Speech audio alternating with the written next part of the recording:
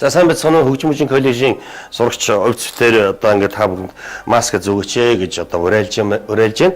Тэгээд маскыг бол зүүхтэй одоо яг шинээр нь гаргаж ирээд энэ шилэл нэг хэрэглээний маск тийм ээ. Маскыг бол одоо хоорондоо дамжуулж болохгүй, нэгнийхээ одоо нэгэндээ дамжуулж болохгүй.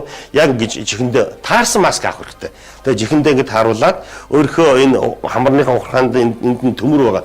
Төмрөөр ингэж хавчиж яг энэ хиймд оруулаад тэгээд энэ хацар энэ эрүүд хөзөө энэ эрүүч юм доогор хаагур ч нутаа орохооргүй байдлаар ингэж зөөх ёстой. Бид нар өөрсдийнхөө эрүүл мэндийн төлөө, өөр хүүхдийнхээ ирээдүйн төлөө энэ маскыг бол нэг 2-3 одоо утааны удирлын үед бол заавал зүүж хэвших хэрэгтэй. Тийм ээ үстсаа.